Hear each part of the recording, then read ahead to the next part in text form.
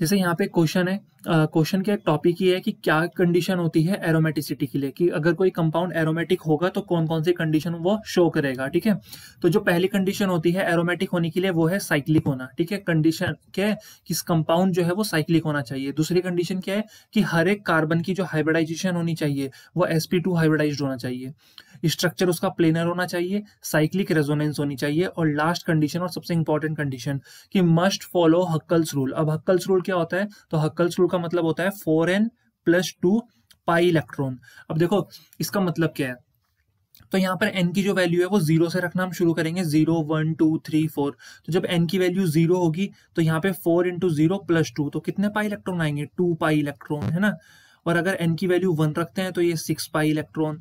अगर हम n की वैल्यू 3 रखते हैं तो 4 3 जा 12 और 12 + 2 14 पाई इलेक्ट्रॉन। अगर n की वैल्यू हम 4 रखते हैं तो ये 18 पाई इलेक्ट्रॉन, है ना।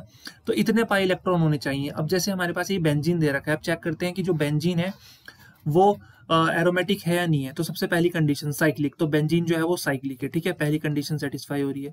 हर एक कार्बन की जो हाइब्रिडाइजेशन है वो sp2 ही होगी, क्योंकि एक सिग्मा बॉन्ड, एक सिग्मा बॉन्ड और एक सिग्मा बॉन्ड। ठीक है, एक एक हाइड्रोजन होंगे यहाँ पे अटैच्ड।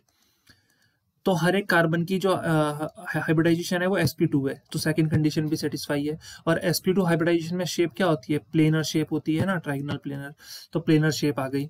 अब साइक्लिक रेजोनेंस है, देखो double bond single bond double bond single double single double, तो साइक्लिक रेजोनेंस भी है। ठीक है, साइक्लिक रेजोनेंस भी है।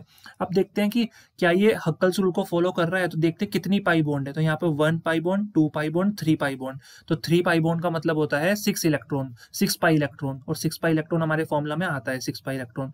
तो ये हक्कल्स रूल को भी फॉलो कर रहा है। तो इसका मतलब ये जो बेंजीन है ये क्या होगा, एरोमेटिक कंपाउंड होगा।